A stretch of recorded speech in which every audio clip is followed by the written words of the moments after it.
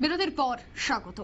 রাজ্যে প্রতিনিয়ত চুরিকাণ্ড হয়, কিন্তু এক অন্যরকম চুরিকাণ্ড হলো বিশালগড়ের বিশ্রামগঞ্জ দ্বাদশ শ্রেণী বিদ্যালয়ে। কেন অবাক করার মতো এই চুরি? জানা যায় যে চোরের দল বিদ্যালয়ে প্রবেশ করে স্কুলের মধ্যে সমস্ত ডকুমেন্টস, কম্পিউটার আর হার্ড ডিস্ক চুরি করে নিয়ে যায়। স্কুলের সমস্ত আর্থিক হিসেব থেকে শুরু করে ছাত্রছাত্রীদের যে সমস্ত গুরুত্বপূর্ণ কাগজপত্র তা উধাও করে নিয়ে যায় চোরের দল।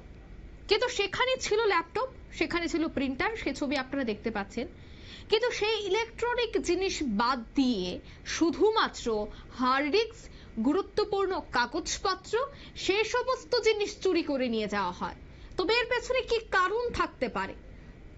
প্রতি সময় চুরি কাণ্ড যখন সংগঠিত হয়, দেখা যায় যে টাকা পয়সা, মূল্যবান জিনিসপত্র, বিশেষ করে বিদ্যালয়ে থাকা কম্পিউটার সহ বিভিন্ন ইলেকট্রনিক জিনিসপত্র নিয়ে যায়।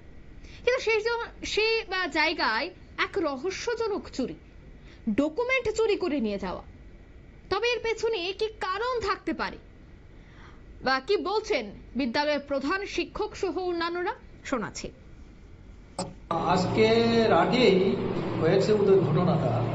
তো আমরা সকালে যখন মর্নিং এর স্টাফে এসে পড়েছে, তখন আমাকে খবর দিয়েছে সকাল 7টায় যে চুরি হয়েছে। আমাদের পুলিশ সত্র খোলা, কয়েকটা রুম খোলা, এক্সাম রুম খোলা, আমার vice principal, cash section, establishment section এবং ক্লাসরুমগুলো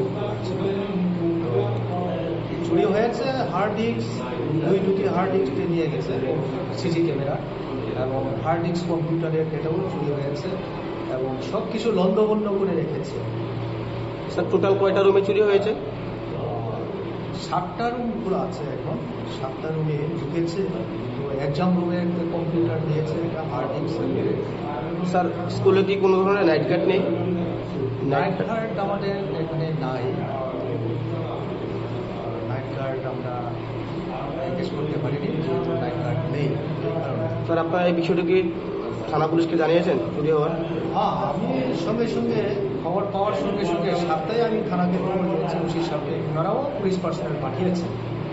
তো ওনারা বলেছেন ওনারা না আসা পর্যন্ত আমরা বিশ্রামগঞ্জ স্কুলে আজকে যে চুরির ঘটনা, সেটা আমার কাছে মনে হয় অস্বাভাবিক, কিন্তু আমার বাস্তবে মনে করছি স্বাভাবিক। কেননা বিগত কিছুদিন আগে এইখান থেকে যারা ক্যান্টিন দিয়েছে, ওনার রাখা মালগুলো বারবার চুরি হতো।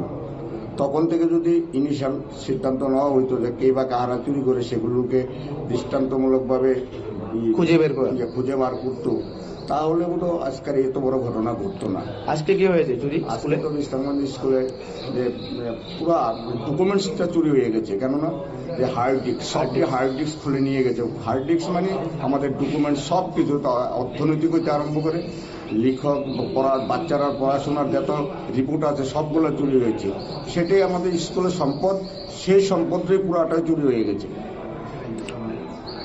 টোটাল কয়টা রুমে চুরি হয়েছে? টোটাল 4টা রুমে চুরি হয়েছে। 4টা। আপনারা শুনলেন বিদ্যালয় কর্তৃপক্ষের বক্তব্য। ঘটনাস্থলে বিদ্যালয় কর্তৃপক্ষ তদন্তে রয়েছে পুলিশ। ঘটনা খবর পেয়ে কিন্তু বিদ্যালয় চত্বরে ছুটে আসে এবং সমস্তটা বিষয়ে জেনে তদন্ত শুরু করেছে। তবে সেই জায়গাতে এই রহস্যজনক চুরিকে কেন্দ্র করে কিন্তু চাঞ্চল্য এবার ছড়িয়ে পড়েছে। নিয়ে নিচ্ছে ছোট্ট একটি বিজ্ঞাপন বিরতি, সঙ্গে থাকুন।